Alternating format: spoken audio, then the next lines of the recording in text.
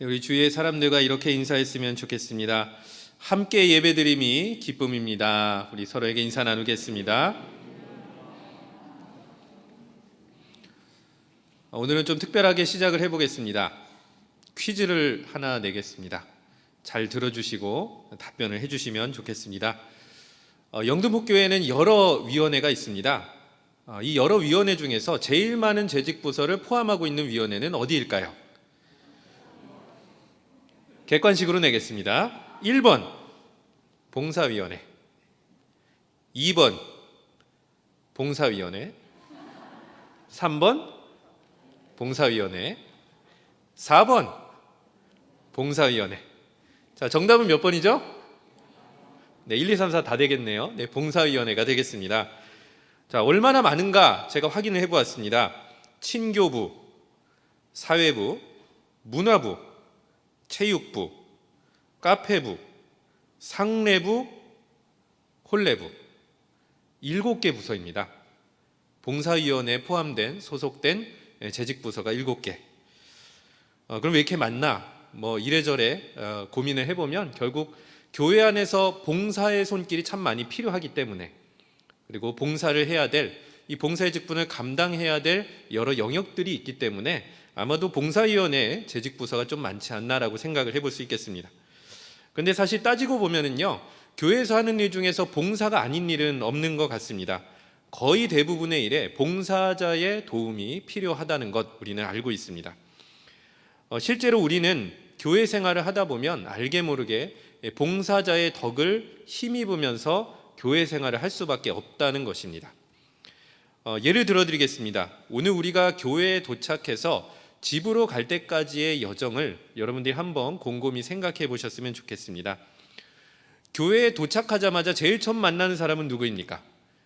차를 타고 오신 분은 아마 주차라든지 아니면 안내하시는, 이제 지하 주차장에서 안내하시는 분을 만나게 될 것이고요. 도보로 오시더라도 제일 먼저 여러분들에게 인사하시는 분은 안내봉사자를 만나게 됩니다. 그렇게 여러분들이 예배를 드리러 와서 인사를 하고 이제 본당인 3층 혹은 4층, 5층에 도착해서 예배를 드리려고 입장하기 전에 인사를 누가 합니까? 예배부 안내위원이 역시 인사를 하고요. 들어오자마자 자리를 찾으려고 고개를 쓱 둘러보면 역시 내부에서 안내하는 예배부 봉사자들이 여러분들에게 인사를 하고 자리 안내를 해줄 것입니다. 그렇게 예배가 시작이 되었습니다. 그러면 예배가 무미건조하게 드려지는 것이 아닙니다. 각 예배별로 맡은 순서를 담당하는 봉사자들이 있습니다. 기도를 준비하는 분도 있고요, 찬양을 준비하는 분들도 있고, 봉헌을 준비하는 분들도 있고, 특송을 준비하는 분들도 있고, 다양한 봉사자들이 예배를 아름답게 수놓으면서 우리는 예배에 동참할 수 있게 되는 것입니다. 그렇게 예배가 다 끝났습니다. 예배가 끝나면 갑자기 배가 고파지거든요. 식당에 갈 생각을 하는 것이죠. 그래서 엘리베이터 6층을 누르고 식당에 가보니까 누가 또 있냐면 봉사자들이 있습니다. 자율배식을 하는 게 아니죠. 저희가 식판을 들면은 거기에 일일이 다 반찬을 담아주는 배식 봉사자들이 있고요. 이미 그 음식을 나누어 주기 전에 미리 만들어준 식당 봉사자들이 있고, 그 다음에 저희들이 식사를 다 끝마치고 나면은 셀프로 설거지 하시는 분 있나요 혹시? 없습니다. 설거지조차도 봉사자들의 손길이 필요하고 그분들이 섬기고 있습니다. 자, 그렇게 식사를 맛있게 했습니다. 밥을 먹고 나면 원래 좀 땡기는 것들이 있거든요. 사람마다 좀 다른데 아마도 우리 영등포 교인들은 커피가 많이 땡기시는 것 같습니다. 자, 그래가지고 6층에 계시다가 2층으로 내려갔습니다. 그리고 카페 문을 딱 열고 솔루나 카페에 들어가서 커피를 한 잔 마시려고 하는데, 여러분도 혹시 여기서 본인이 셀프로 커피를 내렸다 하시는 분 계시나요? 기계를 이렇게 움직이면서? 없습니다.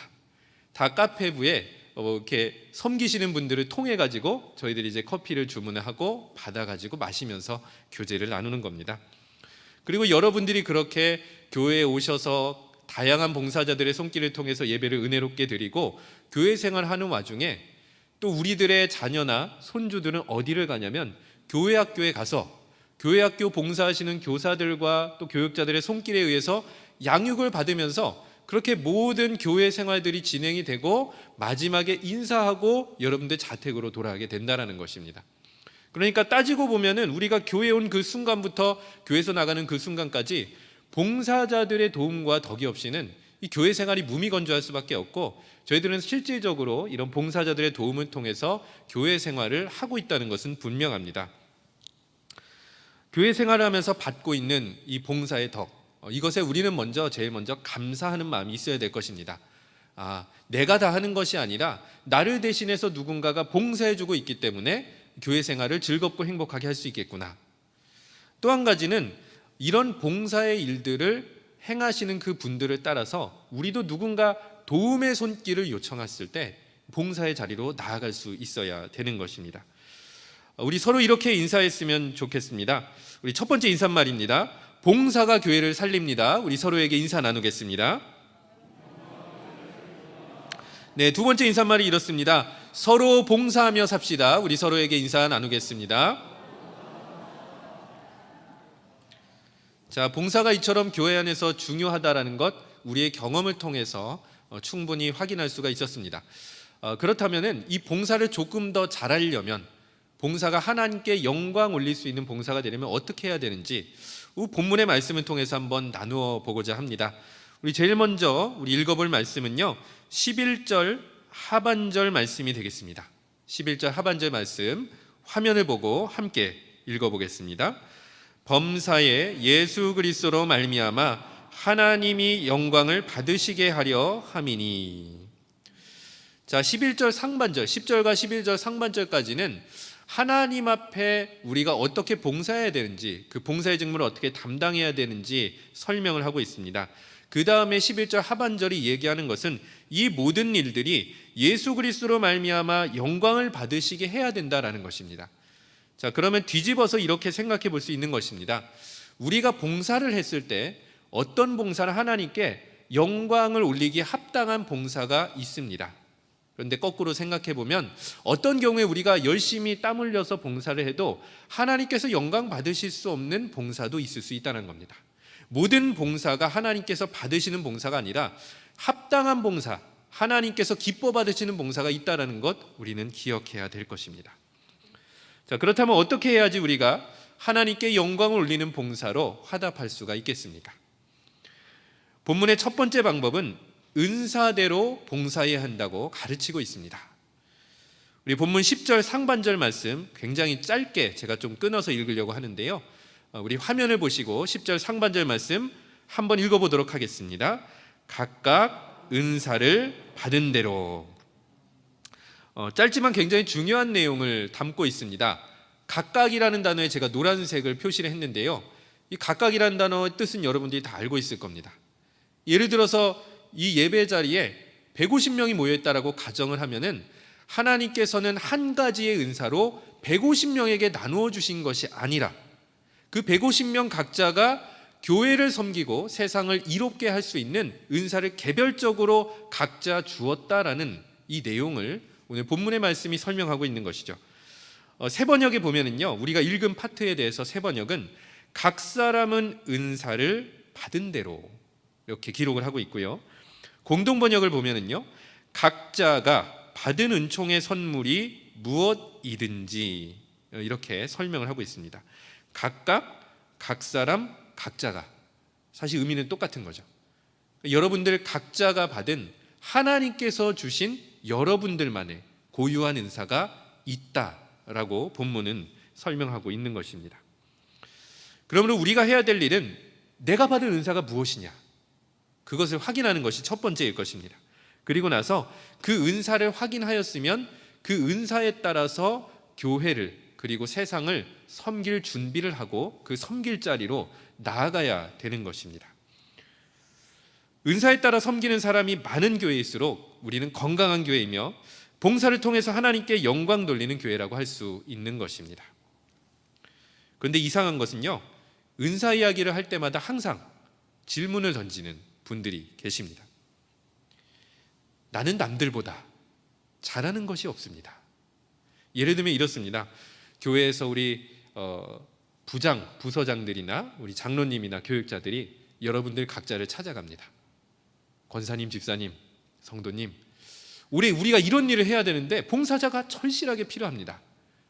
우리 도움의 손길을 좀 이렇게 응답해 주시고 봉사해 줄 수 있겠습니까? 라고 물어보면은 적지 않은 분들이 어떻게 대답을 하냐면요, 목사님, 저보다는요 김 권사님이 더 잘하실 것 같습니다. 장로님, 이 집사님이 제격인 것 같습니다. 저는 아닌 것 같습니다. 저보다 더 잘하는 사람이 맞는 것이 교회에 더 덕이 되는 것 같습니다 라고 하면서 겸손인지 겸손이 아닌지 헷갈리는 그 말씀을 통해서 살짝 자리를 빼시는 분이 적지 않이 있는 것 같습니다. 근데 여러분들, 이 말을요 사실 우리가 유심히 꼼꼼히 따져봐야 됩니다. 이 말의 속뜻이 무엇이냐? 그러면 하나님께서는 그럼 1등만 사용하시는 것인가? 금메달리스트만 사용하는 것인가? 남들보다 탁월하게 잘하는 것이 있는 사람만 귀중하게 들어 쓰시는 하나님이신가? 우리가 알고 있는 것처럼 전혀 그렇지 않다라는 거죠. 남들보다 더 잘하는 사람만 쓰시는 분이 아니라 하나님께서 우리 각자에게 필요한 것을 은사로 공급해 주셨고, 남들보다 훨씬 더 잘하든지 남들만큼 하든지 어떠든지 하나님께서는 필요한 자리에 봉사하는 사람을 기뻐하신다라는 것입니다. 여러분들이 이 말을 신뢰하지 않을 것 같아서 두 가지 예를 준비해 보았습니다. 첫 번째는 한 동화책의 내용입니다. 일본의 동화책인데요, 번역되어 있습니다. 소타라고 하는 학생이 있습니다. 우리나라로 따지면 초등학생 정도 됩니다. 반에서 선생님이 숙제를 내주었는데 주제가 이러했습니다. 내가 가장 잘하는 것을 적어와라, 그리고 발표하자라고 하는 숙제였습니다. 선생님은 덧붙여서 이렇게 말했습니다. 누구나 잘하는 것 한 가지 있으니까 그걸 써오세요 라고 얘기를 한 겁니다. 집으로 온 소타는 숙제를 하기 위해서 자리에 앉아서 공책을 펴놓고 곰곰이 생각을 시작했습니다. 그런데 이상한 것은 선생님이 원하는 것은 내가 잘하는 것을 써오라는 것인데요, 자꾸 소타의 마음속에는 뭐가 떠올랐냐면 내 친구들이 잘하는 게 떠오르기 시작한 겁니다. 예를 들면 이런 것입니다. 유키라는 친구는 노래를 정말 잘한다. 류라는 친구는 달리기가 엄청 빠르다. 미키라는 친구는 수학 시험만 보면 100점을 맞는다. 수학 교수가 되지 않을까? 다케시라는 친구는 급식이 뭐가 나와도 엄청나게 잘 먹네.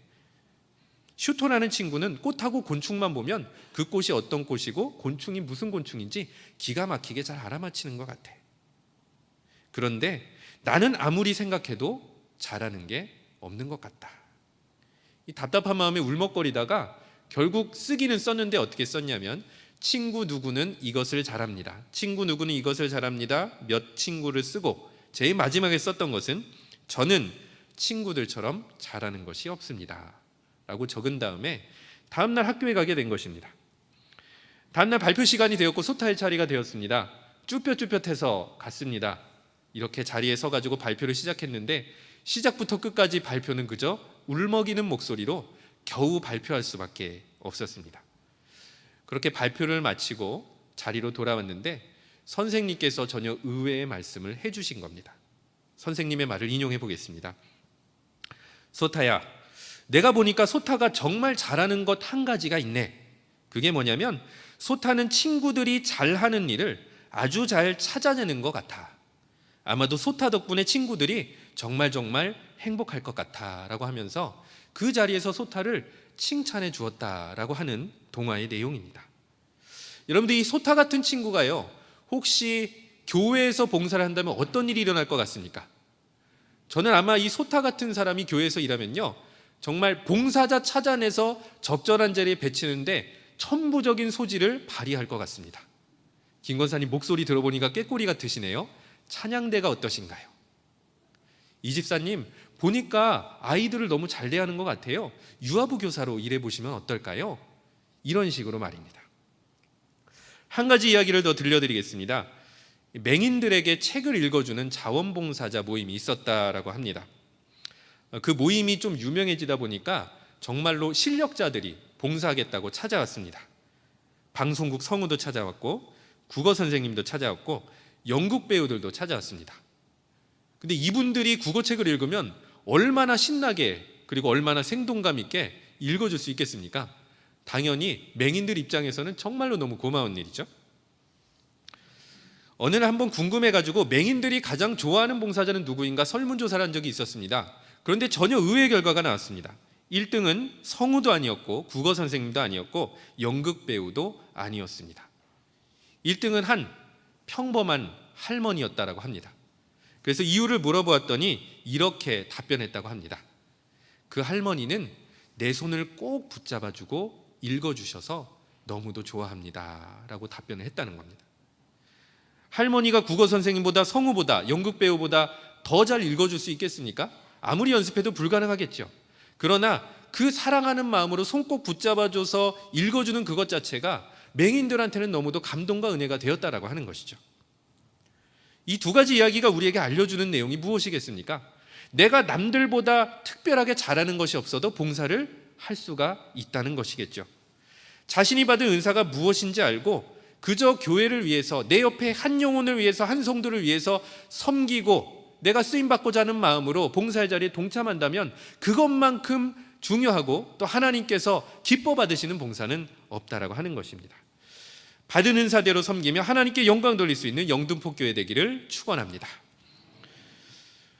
하나님께 영광 돌리는 봉사가 되려면 두 번째, 책임감 있게 봉사해야 합니다. 우리 10절 하반절의 말씀 화면을 보시고 함께 읽어보겠습니다. 하나님의 여러 가지 은혜를 맡은 선한 청지기 같이 서로 봉사하라. 여기에 보면 선한 청지기라고 하는 단어가 나오고 있습니다. 이 선한 청지기를 세 번역은 선한 관리인이라고 번역을 하고 있습니다. 청지기나 관리인은요, 원어를 보면은 집안의 재산을 관리하는 일을 맡은 사람이다라고 보시면 되겠습니다. 자, 그러니까 돈을 다루는 사람이니까요. 그러면 우리가 생각해 보면은 이 선한 관리인, 선한 청지기라고 하는 것이, 그러니까 왜 이 사람한테 선하다라는 평가를 내릴 수 있다면, 뭐 예를 들면 한 1억인데 2억이나 5억이나 10억이나 100억으로 주인의 재산을 어마어마하게 불려주고 부자로 만들면, 그러면 선한 관리인, 선한 청지기가 아니냐라고 생각을 해볼 수가 있는 것이죠. 근데 실제로 본문의 뜻은 그런 의미를 담고 있지 않습니다. 오늘 선한 청지기 앞에 한 가지 단어, 맡은이라고 하는 단어가 등장을 합니다. 그러니까 주인이 맡겨준 거, 주인이 맡겨준 대로, 맡겨준 돈을 주인의 뜻대로 잘 굴리면 그것이 바로 선한 청지기다. 다시 얘기해서 맡은 자로서 맡겨주신 분에게 충성하게 그리고 성실하게 부응하면은 그것이 바로 선한 청지기다라는 것을 오늘 본문 말씀은 이야기합니다. 성경에 이러한 한 가지 예가 나오고 있습니다. 달란트 비유, 마태복음 25장에 나오는 예수님께서 말씀하신 달란트 비유를 보면은 주인은 재능에 따라서 종에게 5달란트, 그리고 2달란트, 1달란트를 맡기고 떠납니다. 그리고 주인이 돌아온 다음에 주인은 정산을 합니다. 맡겨진 것을 어떻게 사용했는지 보고하게 하는 것이죠. 그렇게 각자가 보고를 하였고, 특별히 이 주인은 5달란트와 2달란트 맡긴 종을 참 칭찬을 하는 모습 우리가 볼 수 있습니다. 그 장면이 바로 마태복음 25장 21절의 말씀인데요, 제가 여러분들에게 읽어드리겠습니다. 그 주인이 이르되 잘하였도다 착하고 충성된 종아, 내가 적은 일에 충성하였음에 내가 많은 것을 내게 맡기리니 내 주인의 즐거움에 참여할지어다 하고. 자, 그러면 우리가 이 본문을 통해서 무엇을 알 수 있습니까? 주인이 칭찬한 이유는 돈을 많이 남겨서입니까? 사실 그렇다고 하면은요, 3명의 종 중에서 제일 이제, 그러니까 돈 버는 능력이 타고난 사람한테 올인하면 됩니다. 그리고 나서 그 사람이 그렇게 수익을 얻어오면은 그 사람만 칭찬하면 되는 거죠. 수익률 때문이 아니었습니다. 무엇이라고 얘기를 하냐면 적은 일에 충성하였음에, 다시 얘기해서 책임감 있게 주인의 뜻대로 운영했기 때문에, 그래서 칭찬을 받고 있다라고 하는 것입니다. 자, 이렇게 5달란트를 받은 사람이나 2달란트를 받은 사람이나 주인의 뜻대로 충성해서 이윤을 남겼기 때문에, 뜻대로 충성해서 이윤을 남겼기 때문에 칭찬을 받고, 그 충성심으로 인해서 더 많은 것을 맡겨주겠다라고 약속을 받았습니다. 자, 그럼 1달란트 받은 사람은 어떻게 했을까요? 본문을 보진 않겠지만 여러분들은 잘 알고 계십니다. 먼저 종은 이렇게 생각했습니다. 한 달란트를 받은 다음에 주인은 성품이 엄하다, 그리고 돈에 집착하는 사람이다, 그리고 너무 엄격하다, 내가 손해를 보면은 아마 책망을 받을 것 같다. 그래서 차라리 손해보지 않도록 1달란트를 땅속에 묻어주자라고 그렇게 생각을 하고 실천에 옮긴 다음에 주인이 오자마자 주인한테 이야기를 하는 것이죠.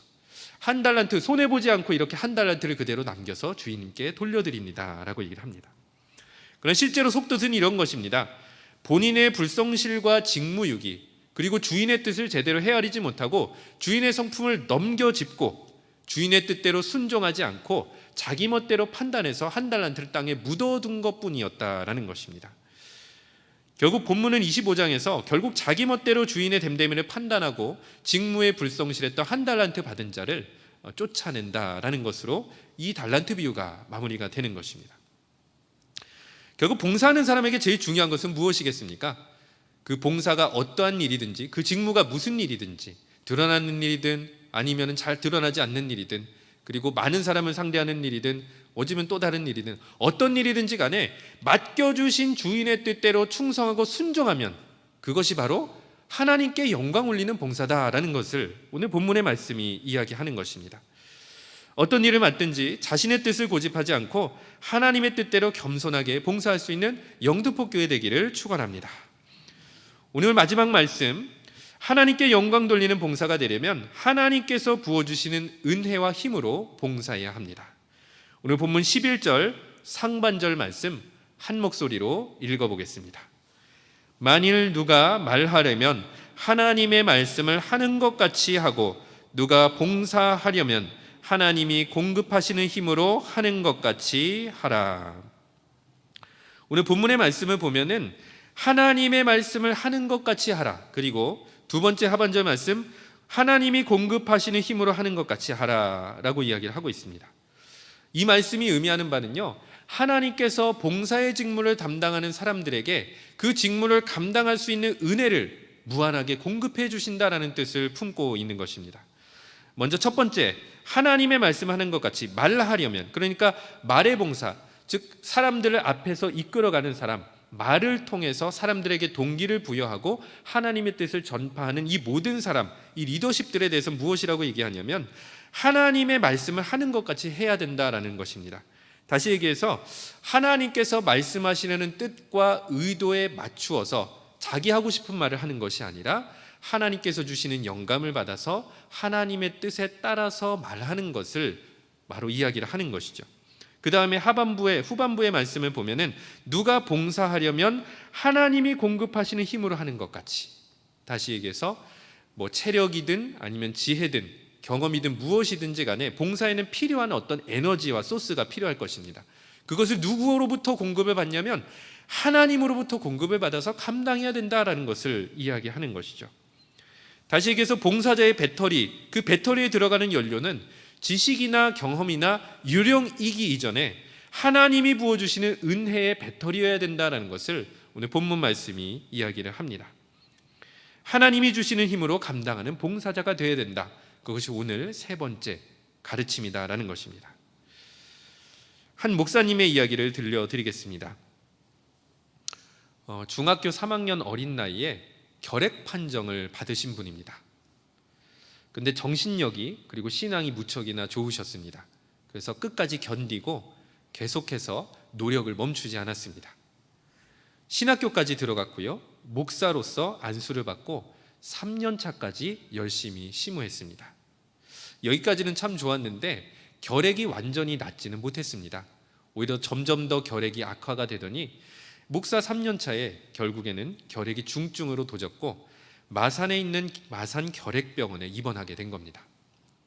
근데 저는 사실 잘 모르는데 옛날 일이지만 이 마산 결핵병원에는 병동이 급수를 따라서 이렇게 병동을 배정한다라고 합니다.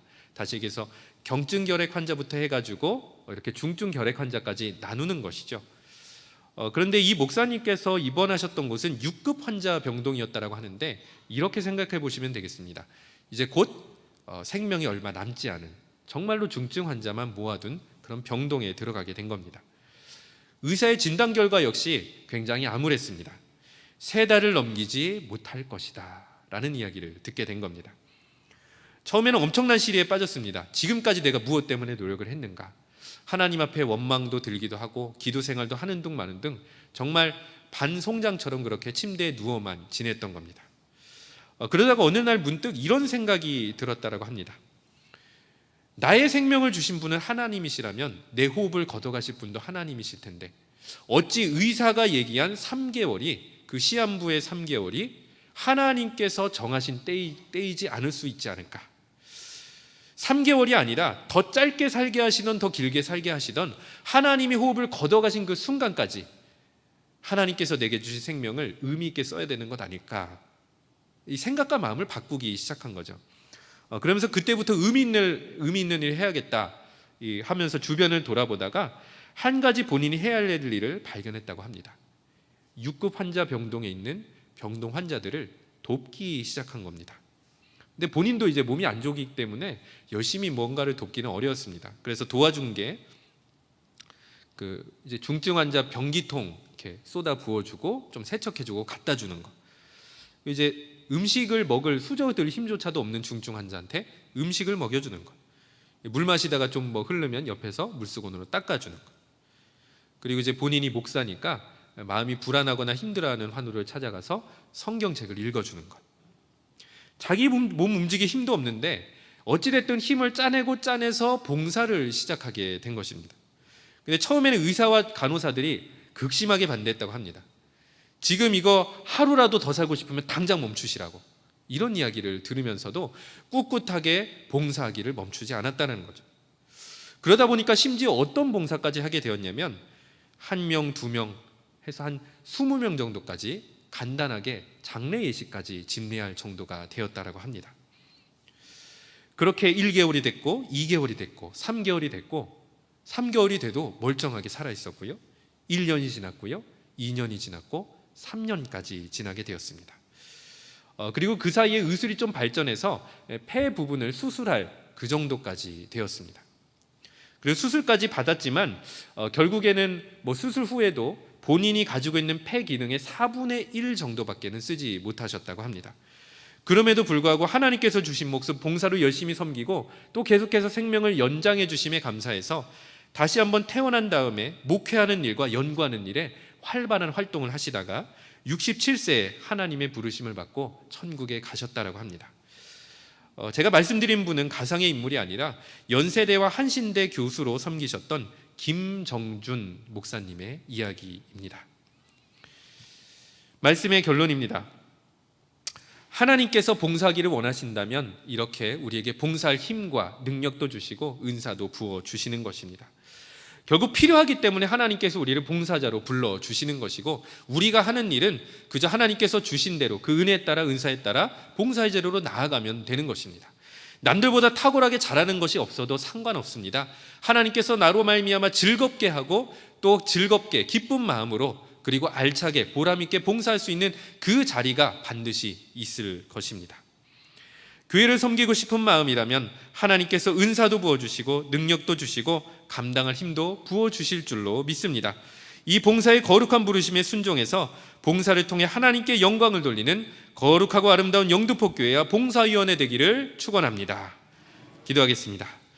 은혜와 사랑이 풍성하신 하나님 아버지, 지금까지 우리가 교회를 오고 가며 불편함 없이 예배를 드리고 친교를 나눌 수 있는 것은 하나님께서 이 교회를 통해 세워주신 많은 봉사자의 헌신 때문인 줄로 믿습니다. 이제 섬김을 받는 자리에서 섬기는 자리로 나아가게 하옵소서. 내게 받은 은사, 내게 부어주신 은사를 통해서 교회를 유익하게 하고 세상을 이롭게 하는 성도 되게 하옵소서. 말에나 일에나 하나님이 부어주신 힘으로 봉사하게 하시고 교회와 교우들에게 덕을 끼치는 아름다운 봉사자의 삶이 될 수 있도록 간절히 바라오며, 특별히 이 일을 위해서 솔선수범하는 봉사위원회 위원들과 각 부서에 은혜를 베풀어 주옵소서. 이 모든 간구 우리 주 예수 그리스도의 이름으로 기도드립니다. 아멘.